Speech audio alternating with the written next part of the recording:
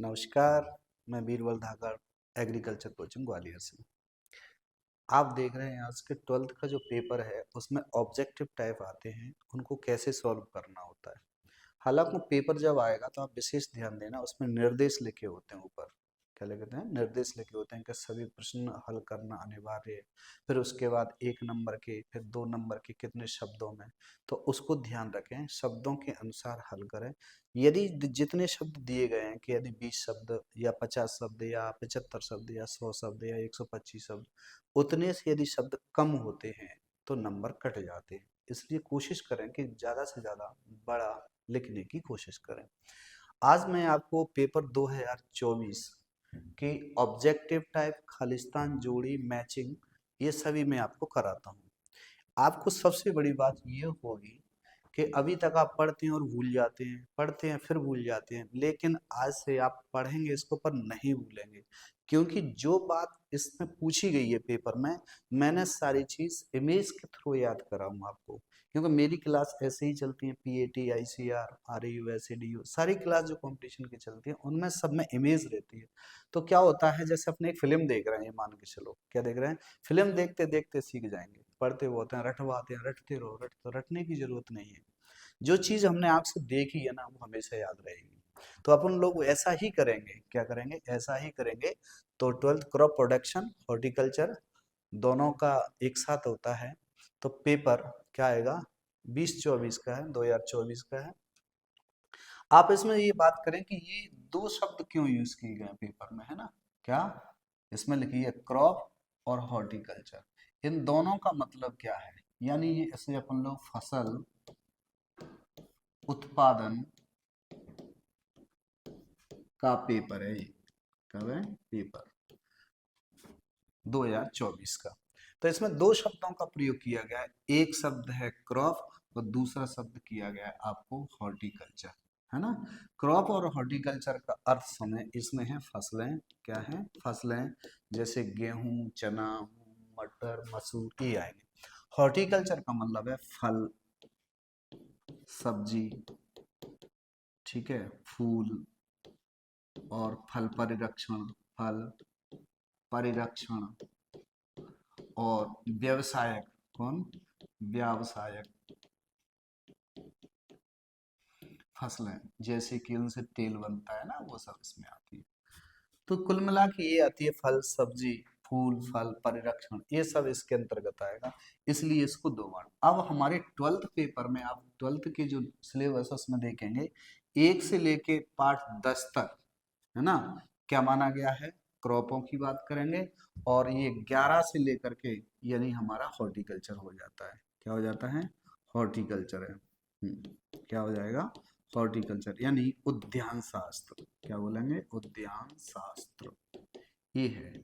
तो आपने अभी तक पढ़ा होगा या आपके टीचर ने बताया होगा, नहीं बताया तो कोई बात नहीं, यहाँ सीख लें। हमारे फसल उत्पादन में 20 पार्ट हैं, 20 में से 10 इधर हो जाएंगे, 10 इधर हो जाएंगे। हालांकि इसमें जो 10वां पार्ट है, इसका कौन सा है, 10वां पार्ट है, उसमें अलंकृत बागवानी है। तो 1 से 9 तक आप इसको मानेंगे, कितने, 1 से 9 और 10 से 20, ऐसे मानेंगे इसको। तो इसमें से हमें दो हिस्सा हो गए, तो आज से हमारे माइंड क्लियर हो गया कि भाई हमें पढ़ना है। नीचे जो दिया है 1 से लेकर के 9 तक, वो किसका दिया, फसलों की खेती दी है। और ऊपर जो बात की गई है वो किसकी की गई है, फल उत्पादन पर, फल, उद्यान, ये सब पे बात करेंगे। अब हम बात करें, क्या गेहूं चना की फसल को क्या उद्यान कह सकते हैं, नहीं कह सकते। क्या उद्यान नहीं कह सकते। तो पर क्रॉप प्रोडक्शन को क्या बोलेंगे, एग्रोनॉमी। क्या बोलेंगे, एग्रोनॉमी, यानी फसलों की खेती व उनका प्रबंधन को हम लोग फसल उत्पादन बोलेंगे।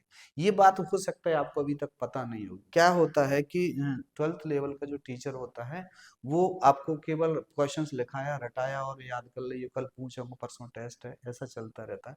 लेकिन जो ऊपर जो कंपटीशन होता है ना, उसमें एक एक बाल की खाल निकालनी होती है, जो इसका हिस्सा है, जो इसका हिस्सा है। माइंड इतना शार्प हो जाता है, इतना क्लियर हो जाता है कि फिर वो याद नहीं भूलते उसको फिर, क्योंकि उसका बेस क्लियर हो गया। छोटी छोटी बातों से इतना हो जाता है कि फिर वो किसी भी कंपटीशन में बैठेगा ना, तो फटाफट कर देगा, फसलों की खेती क्या है, एग्रोनॉमी जी आता है। यानी फलों का खेती किस में आएगी, तो हम कहेंगे हॉर्टिकल्चर कहलाएगा। ये आ गया।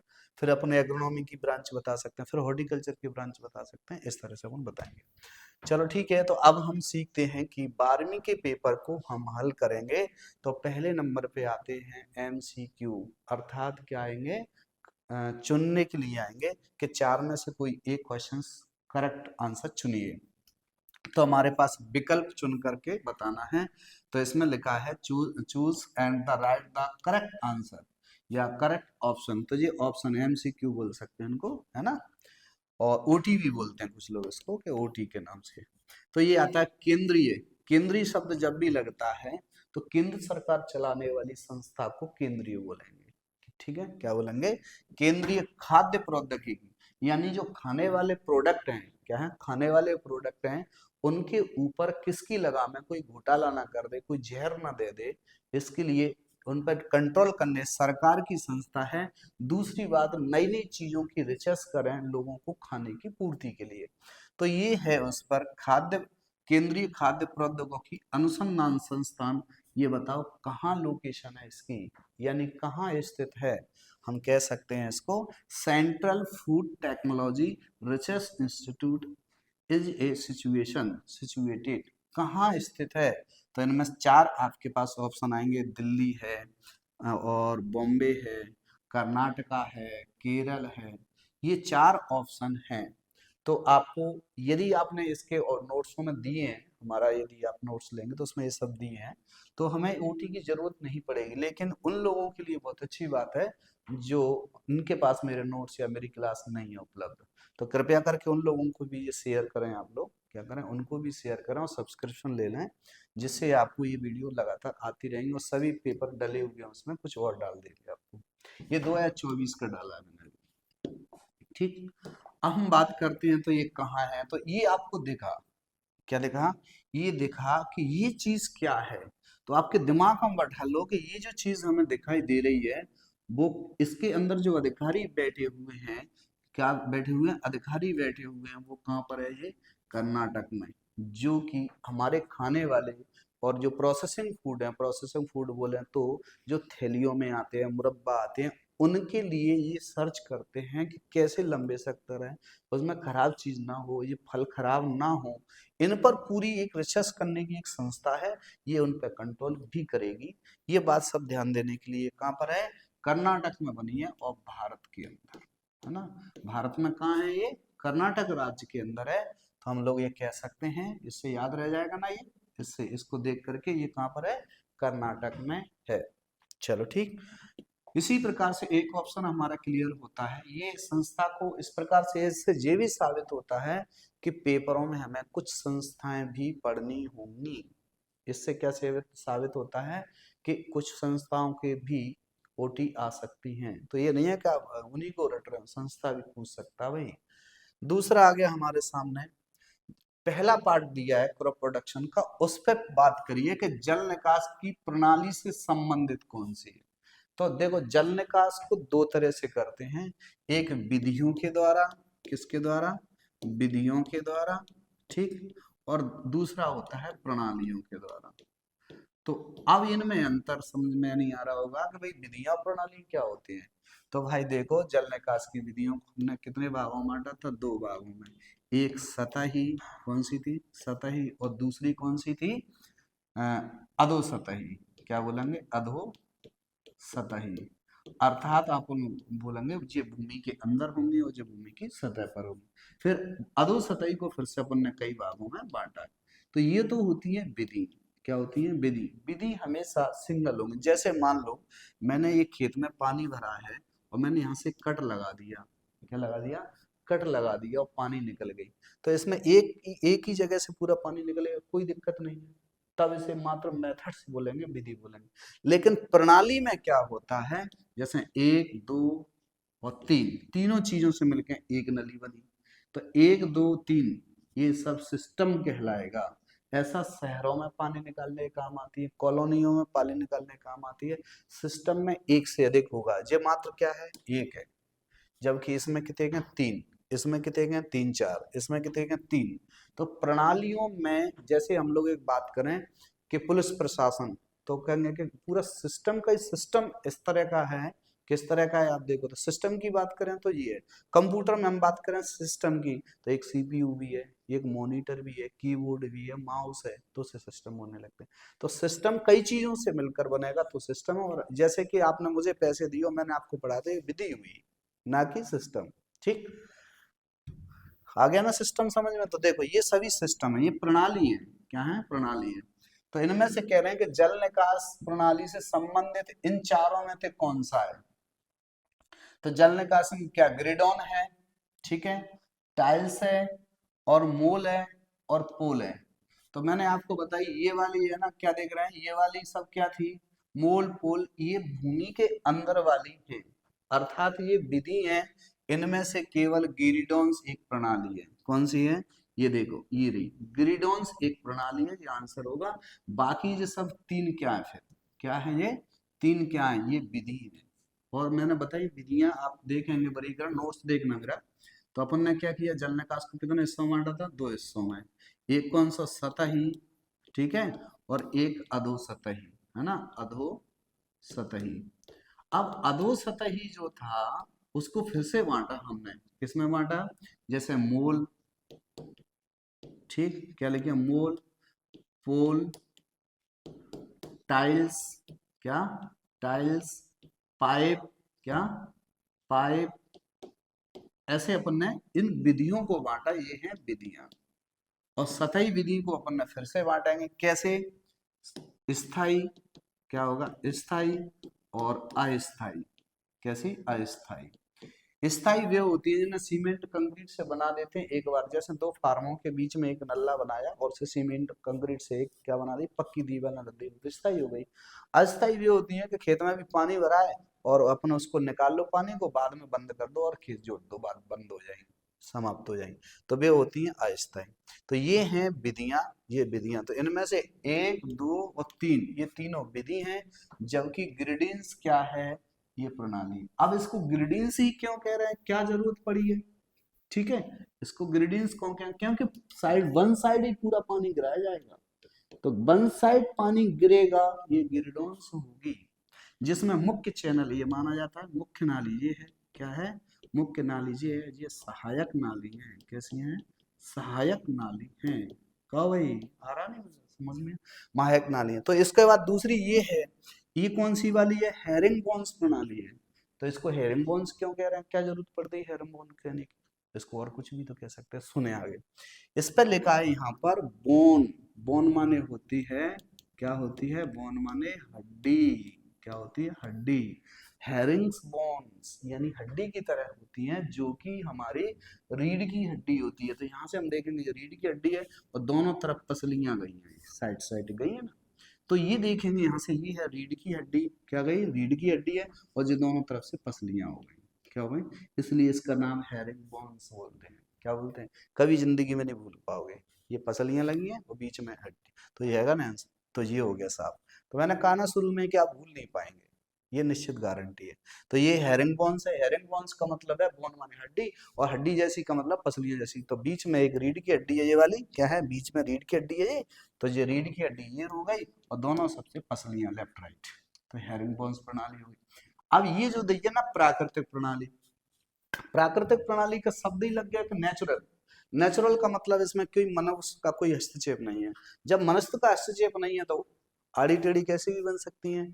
अब ये वाली तो अपन ने शहर में, कॉलोनी में इसको बना सकते हैं, फार्म पे बना सकते हैं कि फार्म में पानी किधर से, ये तो हम मनुष्य बनाएंगे इनको।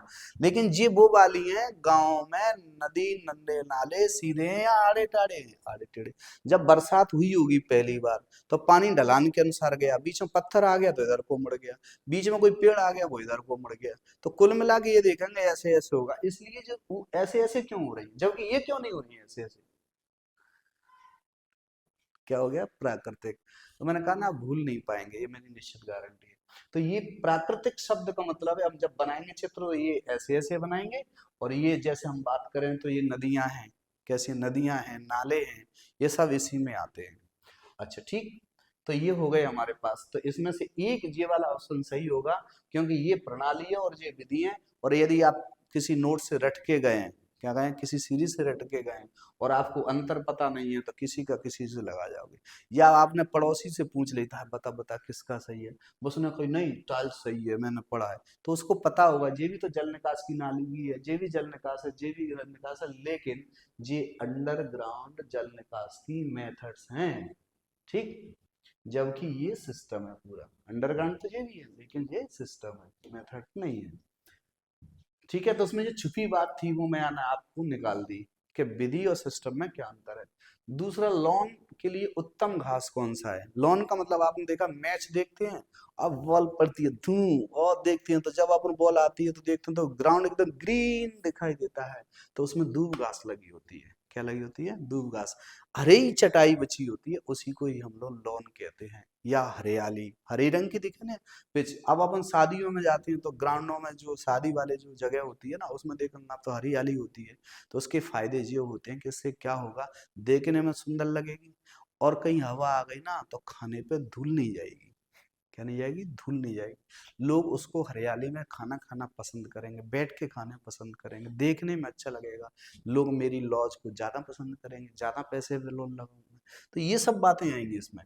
तो इसमें कहिए लोन के लिए उत्तम घास कौन सा था, साइनोडॉन डेक्टिलोन्स, इसको बोलते हैं दूब घास, इसको लगाते हैं। रोजा साइनेंस है, यूफोरबिस है, रिटा है, ये सब फालतू के नाम लिखे हैं ना। तो किस तरह का होता है लोन, आप देख लीजिए जो आप दिख रहा है, तो इसको बोलते हैं हरियाली। क्या बोलेंगे, हरियाली, ठीक है, हरियाली या लॉन बोलते हैं इसको। अब बच्चे इस तरह से पसंद करते हैं, दूब घास में लेट गए, कटी हुई दूब घास में बच्चे लेट रहे हैं, बहुत इसका महत्व होता है।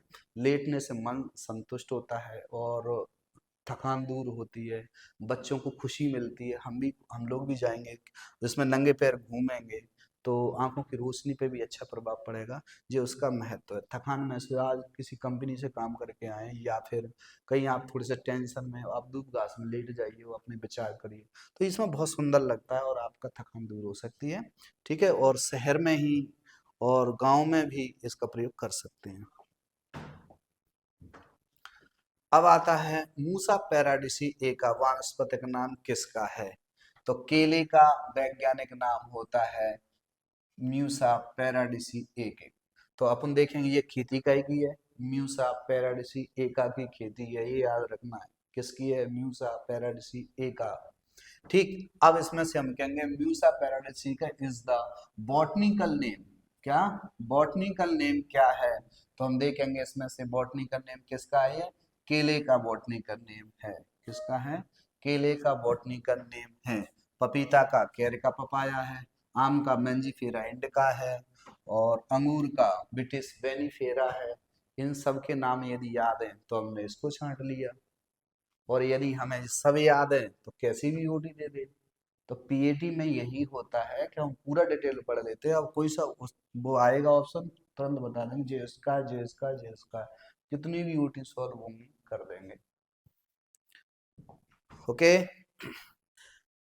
अब कभी कभी ऐसे प्रश्न आ जाए कि केले के फूल को क्या कहते हैं, यदि ये आ जाए तो क्या कहेंगे। आपको किसी किताब वगैरह में नहीं मिलेगा, लेकिन आप ये देखो कि केले के फूल को क्या कहेंगे, तो इस पे इन्फ्लोरेंस यानी पुष्पक्रम क्या कहलाएगा, तो आप इसको याद रखना, स्पार्डिक्स। क्या बोलेंगे, स्पार्डिक्स, है ना, क्या बोलेंगे इसको, स्पार्डिक्स बोलते हैं। क्या बोलते हैं, स्पार्डिक्स। मेल और फीमेल दोनों ही होते हैं इसके अंदर, क्या होते हैं, मेल और फीमेल दोनों ही होते हैं। तो इसके बाद इसमें पूरी गहर बनेगी, फिर एक बंच बनेगा, गुच्छा बनेगा। अब आता है यहाँ से सफेद मूसली का कुल क्या है, क्या है, सफेद मूसली कैसी होती है, पहले तो ये देख लें फिर कुल की बात करेंगे। इसे सफेद मूसली ही क्यों कह रहे हैं, इसका नाम क्या दिया है इसमें, सफेद मूसली, क्या दिया है, सफेद मूसली। हाँ, तो मूसली का शब्द का मतलब है मूली, मूली माने होता है मूल, और मूल को बोलते हैं जड़। हम खाते हैं मूली, गाजर मूली, तो ये देखिए मूली, तो ये हो गया मूली। तो जिनकी जड़ों का प्रयोग होता हो, उसकी जड़ औषधि में प्रयोग होती हो, तो उसका नाम हम क्या रखेंगे, मूसली। अब कैसे रंग की मूसली है, इसका कलर कैसा है, सफेद, तो नाम क्या होगा, सफेद मूसली। नाम अपने आप प्रकट हो गया, अब रटना नहीं है आपको कि इसका नाम सफेद मूसली क्यों, क्योंकि ये सफेद मूसली का पेड़ है और इसका ये जड़ें हैं, जड़ें दवाई में काम आती हैं, क्या आती हैं, दवा में काम आती हैं। किस में आती हैं, दवा में। इसकी दवा के गुण मैंने आपको वीडियो बनाई है, उसमें आपने डली है, उनको आप पढ़ लेना। पूरे इनके वैज्ञानिक नाम, फैमिली, इनका उपयोग, सब कुछ उस वीडियो में है। ये जो अब ओटी आई है ना, यूं धड़ल्ले से हो जाएंगी, एक भी यूटी नहीं बचेगी, सारी की सारी हल हो जाएंगी यदि आपने उधर वाली जो व्यवसायिक खेती करी पाठ पढ़ लिया है तो। ठीक, उस वीडियो को देख लेना, नेट पे आ जाएगा। हो गया। तो सफेद मूसली का कुल कौन सा है, तो आप देख रहे हैं, ये क्या देख रहे हैं कि ये कुल किसका है, तो हम बात करेंगे, ये लिलिएसी फैमिली है। कौन सी है, लिलिएसी फैमिली का है। इसकी जो पत्तियां दिख रही है ना, जो प्याज जैसी दिखाई दे रही है, लगभग कैसी दिखाई दे रही है, प्याज जैसी दिखाई दे रही है। चलो ठीक। अब आती है सब्जियों की डिब्बाबंदी में फॉर्मिंग से क्या मतलब है, तो समझें आगे। सब्जियों, जैसे मान के चलो हम लोगों ने आम लेके आए कहीं से, और हमने 2 आम लाए, कितने, 2, और एक को तो क्या कर दिया हमने, रख दिया, कुछ नहीं किया, और एक को हल्के गर्म पानी में थोड़ा सा डाल के फिर रख दिया, तो इनमें से पकेगा कौन सा, जो गर्म पानी में नहीं डाला ना वो पक जाएगा, और जो गर्म पानी में डाल के निकाल के रख दिया वो अब नहीं पकेगा। ठीक, तो वो ऐसा कैसा रह जाएगा, पकेगा नहीं, क्योंकि उसको हार्मोन्स वगैरह अपने निष्क्रिय कर डाले उसको गर्म पानी में डाल के, तब इसे क्या बोलेंगे, कलर बनाए रखेंगे तो उसे बोलेंगे ब्लांचिंग। क्या बोलेंगे, ब्लांचिंग, है ना। ब्लीचिंग जैसे अपन लोग इसे याद रख सकते हैं कि लड़कियों की जब शादी होती है तो वो ब्यूटी पार्लर वाला 1 महीने से कोर्स चल रहा, ब्लीचिंग चल रही है 1 महीना से, तो उसमें इसको चेहरे को निखारा जाता है, सुंदर ग्लो आ जाए, पर बाकी बाद बढ़िया कैमरा चलेगा। आहा। ठीक, बाद में देखेंगे हमें कितनी नादानी थी, है ना, उनके बच्चे देखेंगे मम्मी तुम ऐसे देख रही हो, पापा तुम ऐसे देख रहे हो। तो ये बात करें तो ये ब्लीचिंग और ब्लांचिंग बात यही समझेंगे। तो ब्लांचिंग करते करते करते करते यदि हम लोग कहीं बातें करने लग गए, समय से ज्यादा यदि हो गए, तो फल कैसे उबल जाएंगे, और कैसे हो जाएंगे, गुदगुदे हो जाएंगे, अपन लोग क्षेत्रीय भाषा में बोलते हैं पिलपिले, पिलपिले हो जाएंगे। अब इनका आप मुरब्बा डालोगे, कछु डालोगे तो खानी खत्म हो गई। तो उससे बचने के लिए, या वो हो गए हैं, चलो गुदगुदे या पिलपिले हो गए हैं, सुकड़ गए, ब्लांचिंग से आगे प्रोसीजर हो गई, तो उनको निकालो, और थोड़े से हम लोग एक जो अपना तम्बाकू का चूना होता है ना, तम्बाकू का चूना पानी में डाल दो, और उसके बाद इन फलों को डाल दो। ठीक, और ये पानी में डले रहेंगे, उसके बाद ये अपने आप सुकड़ करके हल्के हो जाएंगे और टाइट हो जाएंगे। इस बीज को बोलते हैं फॉर्मिंग। तो ब्लांचिंग यदि ज्यादा हुए तो हम फॉर्मिंग कर सकते हैं। ठीक है, ये एक ऑप्शन आ गया कि अब क्या करें यदि ज्यादा ही हो गए, तो हमने तो करी तो अच्छी चीज थी कि कलर निखारेंगे, कलर अच्छा बना रहेगा, हरा हरा, पकेंगे नहीं जाएंगे, क्योंकि वो पीले पड़ जाएंगे। अब पीला नहीं पड़ेंगे, गर्म पानी में डाल देंगे तो ये हो गया। तो इसमें क्या करेंगे अपन लोग, 2% का घोल, हाँ कितने का, यानी हमारा जो खाने वाला चूना होता है उससे 2% घोल बनाएंगे और उसमें ये फल डाल देंगे, इससे हम लोग फॉर्मिंग कहेंगे। ठीक, तो अभी मैंने फॉर्मिंग बताई, हो सकता है अगली बार ब्लांचिंग आ जाए, तो हर चीज को ध्यान से देखते चलना। तो सब्जी में डिब्बाबंदी में फॉर्मिंग करते हैं, खाना पकाने या भंडारण के दौरान सब्जियों को अपन लोग कैसा बनाएंगे, कुरकुरा या कठोर बनाएंगे, जी आगे दृढ़ करने के लिए क्या करेंगे, फॉर्मिंग करेंगे। ठीक, क्या करेंगे, फॉर्मिंग करेंगे। तो हमने देखो ये अचार वगैरह बनाए हैं, फल जो भरे हुए हैं इसमें, तो कहीं ये मुलायम ना हो जाए, और पकड़ेंगे तो क्या हो जाएंगे, उसमें घुल जाएंगे घोल में आगे जाके, तो अब नहीं घुलेंगे जब अपन इसको क्या कर देंगे, फॉर्मिंग कर देंगे। ठीक है, तो हमारे पास अभी ऑब्जेक्टिव क्या हुए, सॉल्व हुए। अब हम देखते हैं कि खालिस्तान कैसे भरना है। तो देखो खालिस्तान आ गए हमारे सामने। तो रिक्त स्थानों की पूर्ति किस तरह से, fill in the blanks with right, है ना। तो सिम्बोपोगान्स फ्लेक्सुओसस, क्या, सिम्बोपोगान फ्लेक्सुओसस का वानस्पतिक नाम है। तो किसका वानस्पतिक नाम है, ये याद रखना है। तो हमने सारे पहले व्यवसायिक फसलों की खेती, जो ग्रास थे वो सभी याद कर लिए। तो अब जैसे ही साइंटिफिक नेम पूछा तो हम बताएंगे सिम्बोपोगान जो है ना, वो किसका है, लेमन ग्रास का, ये रहा लेमन ग्रास है। अब लेमन ग्रास से कोई पूछे कि इसका कुल का है, तो भाई से सकरी पत्ती है तो ग्रेमनी कुल होगा, क्या होगा, ग्रेमनी कुल होगा। ये तो ये पहचानना सीख लो कि सकरी पत्ती हैं, गेहूं जैसी पत्ती हैं, दूब घास जैसी पत्ती हैं, तो वो सब ग्रीवनी कुल में होंगे। ये याद रखना, ये एकदम पूरे याद हो गए। अब तुम्हें ऐसा कोई भी पौधा दिखता है इसकी सकरी पत्ती हैं, तलवार जैसी पत्ती हैं, वो सब ग्रेवनी कुल। और दूसरा नाम हो सकता है वो है पोएसी। ग्रीवनी कुल को ही पोएसी कहेंगे। पोए से याद रख सकते हैं, पोए पोए कैसे बनते हैं, धान से, चावल से। तो धान कैसी होती है, ऐसी होती है। तो जो कनेक्टिविटी है, हम सारे लोग किसान हैं, सब फसलें देगी हैं, लेकिन कनेक्टिविटी कौन करा सकता है दिमाग से? सही है ना, एक बार में याद हो जाएगी। तो आप देखिए, आप कनेक्टिविटी हो जाएगी। मैंने आपको अर्थ भी निकाल के बताए कि इसका अर्थ ये होगा, इसका तो कभी जीवन में नहीं भूलेंगे आप। ठीक, अब इनका जो आप देख रहे हैं कि ये होता है, तो सिंगोपोगान लेमन ग्रास होता है। ठीक है, इसका क्या निकालेंगे, तेल निकालेंगे अपन लोग, इसका तेल प्रयोग में आएगा। अब आता है यहाँ से, इसमें लिखा है, ये आएगा Khalistan that that that dash. Committee ने किसानों को ऋणग्रस्त से बचाने के लिए सुझाव दिए थे। किस कमेटी ने किसानों को कर्ज से बचाने के लिए सुझाव दिए? कि किसान कर्जे में जा रहे हैं, क्या जा रहे हैं, किसान कर्जे में जा रहे हैं, तो सरकार को एक कमेटी ने सुझाव दिए कि किसान कर्जे में जा रहे हैं, इनसे बचाओ इन किसानों को। तो वो कौन सी कमेटी थी जिसने ये सुझाव दिए कि ऐसा करेंगे तो किसान गरीबी से बच जाएंगे? तो उस कमेटी का नाम है, यहाँ पर देखेंगे, नेशनल कमीशन ऑन फार्म। ये कमेटी थी जिसने सरकार को क्या दी, सरकार को क्या दी, एक स्कीम दी कि आप इस तरह से किसानों को ऋण के बचा सकते हैं। और एक थी स्वामीनाथन रिपोर्ट, जिसमें किसानों की आय को बढ़ाने के लिए फसलों से संबंधित पूरी जानकारी का मसौदा तैयार करके सरकार को दिया। इसलिए आपने देखा होगा कि जो सरदार ने जो अभी दिल्ली पे जो हड़ताल करी थी, उसमें एक ही बात कही थी, स्वामीनाथन रिपोर्ट लागू करो, किसानों की आय बढ़ाओ। तो ये जो बात कहते हैं वो वही थी। तो बड़े महापुरुष साइंटिस्ट थे, वो उन्होंने अपने दिमाग से मसौदा किया कि खेती में ऐसा क्या करें कि किसान कर्जे में नहीं जाए, खेती में ऐसा क्या करें कि किसानों की आय बढ़ जाए। तो वो महापुरुषों ने अपने लिख करके सरकार को सौंपी कि ऐसा चलाओ। सरकार किसकी सुनती है? ठीक, हम और आप किसको चुन लेते हैं? जो हमें 500 रुपये पकड़ा गया। अब आप 500 रुपये में खुद बिक गए, हमने करप्शन चालू कर दिया, क्या कर दिया, करप्शन चालू हमने किया ना, 500 हमने लिए, तो अब उनसे क्या उम्मीद रखोगे? तो लोग बाग वोट देते समय क्या पैसा ले लिए, 5,000, माँ बेच दी, पत्नी बेच दी, बेटी बेच दी, बहनें बेच दी, और 5,000 लेके ना वोट किसी को दिवा दिए जो पैसे दे गया। तो ये भारत के लिए ही नहीं, दुनिया के लिए बहुत खतरनाक है। कभी पैसे से वोट नहीं, तुलना करके वोट दें कि कौन सही है, कौन पढ़ा लिखा नेता है। अनपढ़ को मत दो कभी भी, क्योंकि वो उसे चलाना कुछ नहीं आता, वो तुम पर राज करेगा और तुम्हारी जितनी स्कीम है उसको खा जाएगा। और वो पढ़ा लिखा होता तो वो इसमें गायब हो जाता।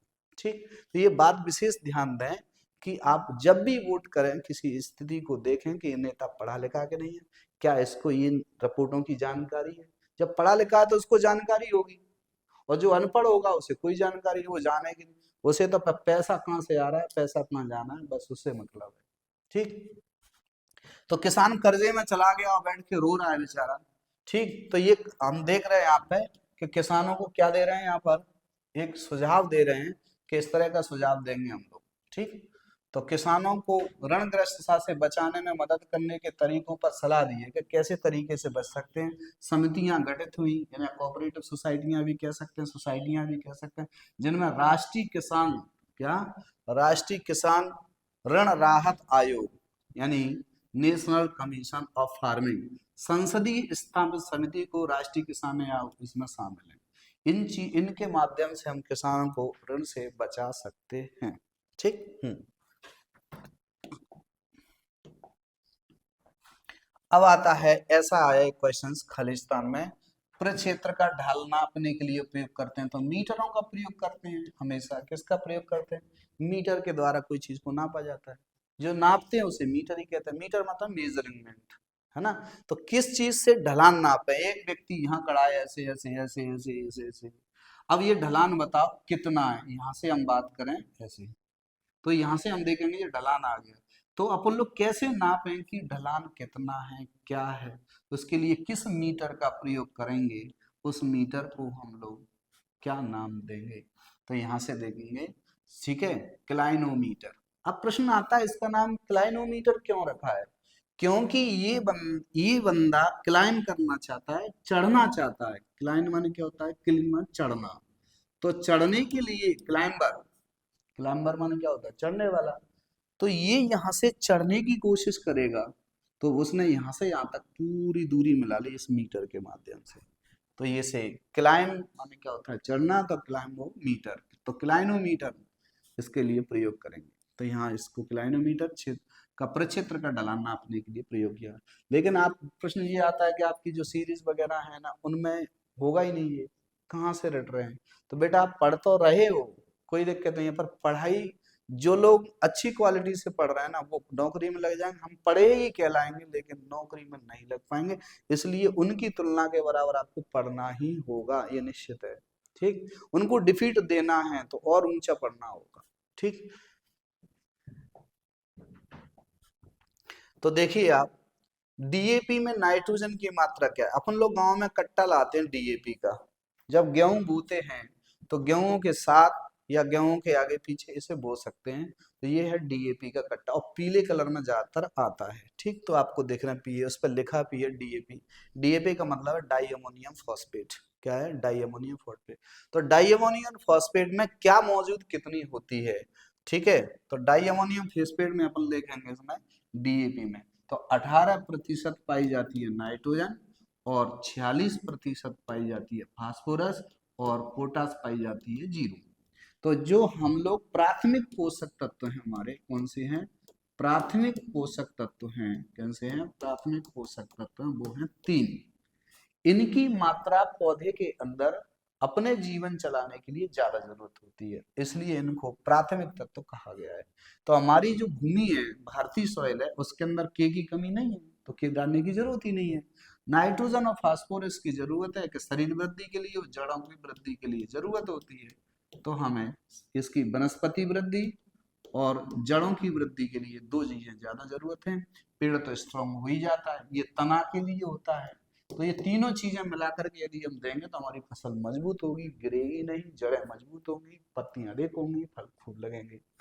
ठीक, तो इस प्रकार से इसमें पूछा जाता है, तो याद रखना, नाइट्रोजन 18% है और फास्फोरस 46% है, और ये 2 चीजों से मिलकर बना होता है, नाइट्रोजन और फास्फोरस से। ठीक है, किससे? नाइट्रोजन और फास्फोरस से। तो आप देख रहे हैं इसमें ये लिखा है 1846 0। क्या लिखा है? 1846 0। तो 18 नाइट्रोजन है, 46 फास्फोरस और 0 पोटास है। तो यहाँ हम लोग खालिस्तान आराम से कर देंगे कि डीएपी में नाइट्रोजन की मात्रा कितनी होती है? 18%। तो जो चित्र से हमने समझ लिया कि 1846 क्यों है। अभी तक आपके घर पे क्या होंगे? ये इसके प्लास्टिक के बैग होंगे, बोरे कट्टे बोलते हैं अपन उनको, ये होंगे, आप देख लीजिए उठा करके। कई लोग आप आटे में यूज करते हैं, आटा और गेहूं के लिए यूज करने लगते हैं इनका बाद में खाली होने पर। तो ये आप देख लो इसमें कि उस पर यही लिखा होगा। और यूरिया के पे कितना लिखा होगा? 46। तो यदि अब अभी तो डीएपी का पूछा है, अब कहीं यूरिया पूछ लिया जाए तो यूरिया का आता ना ऐसे, तो यूरिया का हम बोलेंगे 46%। कितने? 46%। तो 46% आ जाए तो बिल्कुल लिखना है। और यदि एक्चुअल ये आ जाए 46 मतलब 6 है ना, ये नहीं आए तो आप ये लगाएंगे, और ये नहीं आए तो फिर ये लगाएंगे, लेकिन 46 तो आना ही है। एक्चुअल ये निकलता है जब अपन इसको सॉल्व करेंगे कि 46 क्यों आ रहा है, 47 48 क्यों नहीं आ रहा। तो इसका कंपोनेंट निकालना भी आता है कि कैसे निकालेंगे, क्योंकि इसके सूत्र से निकालते हैं। किसके से? सूत्र का यूरिया का NH2CO NH2। हो सकता है कि अगली बार ये पूछा है, अगली बार ये पूछ ले, अगली बार हो सकता है कि वो यूरिया का ही सूत्र पूछ ले, तो NH2CO NH2 पूछ सकते हैं। इसमें कार्बन C लगा हुआ है। क्या लगा है? कार्बन लगा हुआ है, इसलिए फर्टिलाइजर यानी ये उर्वरकों में ये कार्बनिक कहलाता है। इसमें ये 2 जो शब्द लगा है ना, इसे एमाइड बोलते हैं। ठीक है, एमाइड। क्या बोलते हैं? NH2 को हम एमाइड बोलते हैं। तो एमाइड कितनी है? 2। तो यूरिया कौन सा एमाइड है? तो हम बताएंगे 2 एमाइड उर्वरक है। ठीक है, ये फर्टिलाइजर कंपनी उसमें बनते हैं फैक्ट्रियों में। ठीक है, इसमें ये कार्बनिक है, ये अपवाद है। क्या है? अपवाद है। जैसे गोबर आदि सब कार्बनिक होते हैं, फर्टिलाइजर कार्बनिक नहीं होते हैं, लेकिन ये होता है, और एक कैन CAN, एक ये और एक यूरिया, दोनों कैसे हैं, कार्बनिक हैं। बस ये याद रखना इसको, ठीक है। कुछ भी आ सकता है, मैं तो थोड़ी सी इसमें है उसी को सॉल्व करा रहा हूँ, जब अपन डिटेल पढ़ेंगे तो बहुत कुछ होगा। अब आता है सत्यानाशी। सत्यानाशी गांव में इसको अपन लोग कटई के नाम से भी जानते हैं, जो इस तरह की होती है, आपने देख लिया। सत्यानाशी क्या है, सत्यानाशी। तो सत्यानाशी का कुल क्या है, ठीक है। तो पेपावरेसी बोल सकते हैं और पॉपीज, यदि जे आता है तो ये लगा देना, ये आया तो ये लगा, जैसे ग्रेमनी कुल को बताया मैंने, ग्रेमनी या फिर पोएसी। तो ठीक उसी प्रकार से ये आएगा, क्या आएगा, ठीक उसी प्रकार से ये आएगा। अब देखेंगे अगला। तो सत्यानाशी बिलोंग टू दी फैमिली, तो अपन बताएंगे फैमिली का नाम लिख देंगे। अब आता है अगला, ठीक है। तो आपने ये देख लिया ना सत्यानाशी किसको बोलते हैं, तो यही आएगा, ठीक है। इसका जो है ना बीज जो बनता है वो सरसों जैसा बनता है, और यदि इसके बीज हमने किस में मिला लिए, सरसों में मिला दिए, उसके बाद इनका तेल सरसों के तेल में मिल गया तो खाएंगे तो ड्रॉप्सी नामक बीमारी हो जाएगी, हाथ पैर में सूजन आ जाएगी, ये होता है इसमें। इसलिए सरसों के खेत से इसको हटा देना चाहिए। अब आता है श्वेत बटन, किसकी किस्म है, तो हम बताएंगे श्वेत बटन। देखो ये लग रहा है, ये बटन लगे हैं, तो कई बार आपने देखा होगा जिसमें बटन चपटा लगा हुआ है, लेकिन कोट वगैरह कई में होते हैं इस तरह के आते हैं, जो अब कुर्ते आने लगे नए, उनमें चैन लगी होती है, लेकिन उनमें इसी तरह के बटन होते हैं। कैसे होते हैं, ऊपर से उठे हुए, और ये तो ये श्वेत रंग के हैं। कैसे रंग के, सफेद रंग के हैं, इसलिए ना श्वेत बटन कहा जाएगा। अब ये क्या है, फफूंद, क्या है, फफूंद है। हाँ ये याद रखना, क्या है, फफूंद है ये। तो कैसे रंग की फफूंद है ये, सफेद रंग की। कैसी है, सफेद रंग की। ये किस में काम आती है, खाने में काम आती है ये। क्या, गांव में लोग इसको कुकुरमुत्ता कहते हैं, पर कुकुरमुत्ता जो होते हैं ना वो मशरूम तो होते हैं, लेकिन जहरीले मशरूम होते हैं, इन्हें खाने में प्रयोग नहीं बोलते, कुकुरमुत्ता बोलते हैं। इनको दूसरे शब्दों में खुम्बी भी बोलते हैं, क्या बोलते हैं, खुम्बी भी बोलते हैं। तीसरे शब्द में इसको छत्रक भी बोलते हैं, क्योंकि इसका छाता बन जाता है। क्या बन जाता है, छाता। तो खुम्बी, छत्रक, मशरूम। अब पूछा जाएगा मशरूम क्या है, तो अपन बताएंगे फफूंद है, फंगस है। क्या बताएंगे, फंगस, ठीक, ये आएगा। तो अब हम बताएंगे कि स्वीट बटन, स्वीट बटन क्या है, मशरूम की एक किस्म है। तो ये होगा white button is a variety of mushroom, क्या आएगा, मशरूम, ठीक है। एगेरिगस बाइस्पोरस, ये भी आ सकता है, इसका साइंटिफिक नेम क्या है इस फफूंद का, एगेरिगस बाइस्पोरस। तो अगली बार ये भी पूछ सकता है कि एगेरिगस बाइस्पोरस क्या है, तो अपन आंसर दे देंगे फफूंद। एगेरिगस बाइस्पोरस क्या है, तो हमको लगे मशरूम है, ठीक। सबसे ज्यादा प्रश्न पूछा जाएगा वो है कि मशरूम क्या है, तो आंसर देंगे फफूंद या फंगस। क्या बोलेंगे, इंग्लिश में है तो फंगस देंगे, फफूंद में। इसे दोनों मीडियम के लिए मैंने आपको, देखो इंग्लिश मीडियम भी दिया है, हिंदी मीडियम भी साथ दिया है, ठीक, दोनों को भर के बताया मैंने आपको। तो इंग्लिश मीडियम वाले भी पढ़े, जिन बच्चों को जो इंग्लिश मीडियम है, तो क्षेत्र में कई जगह ऐसा है इंग्लिश मीडियम की बुक्स उपलब्ध नहीं है या फिर टीचर उपलब्ध नहीं है, तो वो मुझसे कांटेक्ट कर सकते हैं। इससे आप वीडियो से नंबर ले लें, नहीं ले तो आपका ये नंबर लिखा हुआ है इस पे से ले लें, है ना, ये लिखा हुआ है, इसमें नहीं लिखा है। 91,793,18,236, ठीक, इससे ले सकते हैं। अब आगे हम अगला ऑब्जेक्टिव क्या है, ठीक।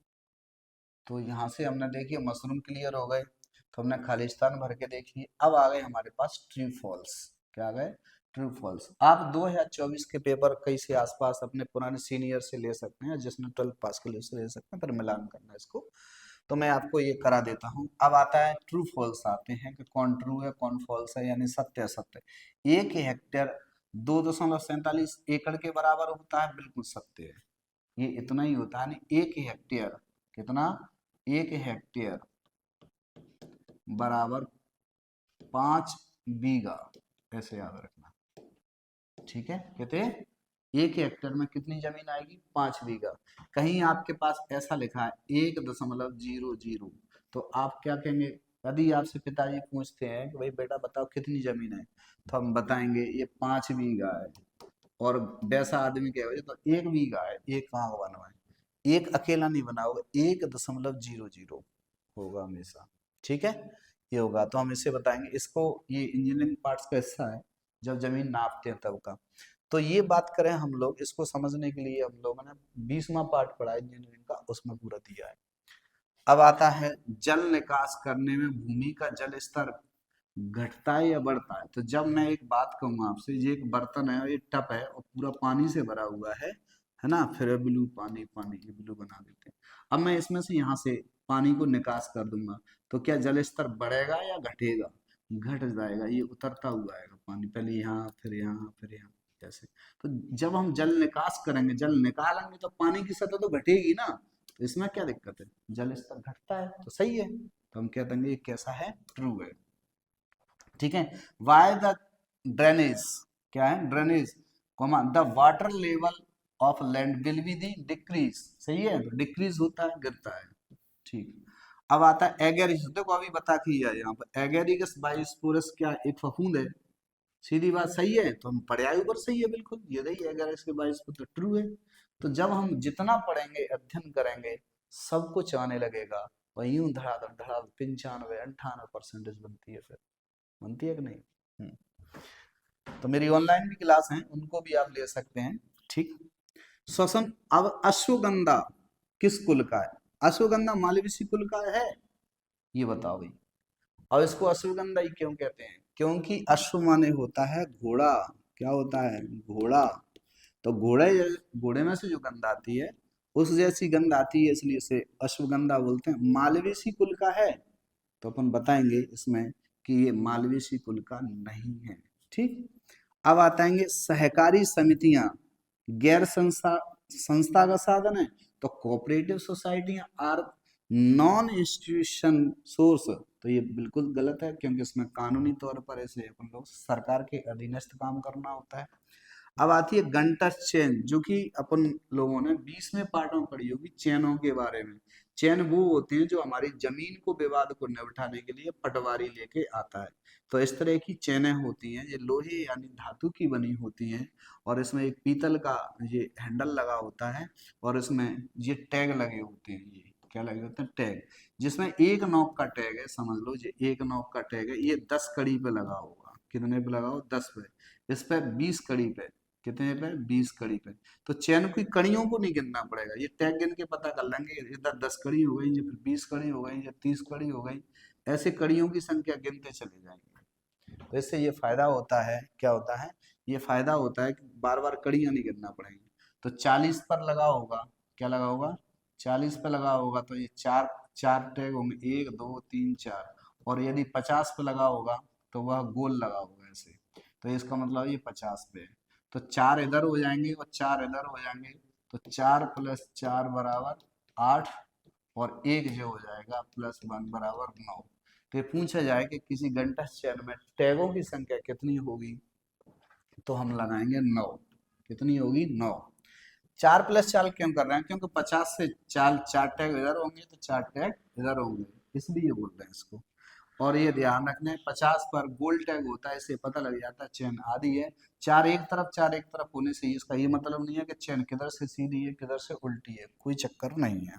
ठीक, ये हो गया।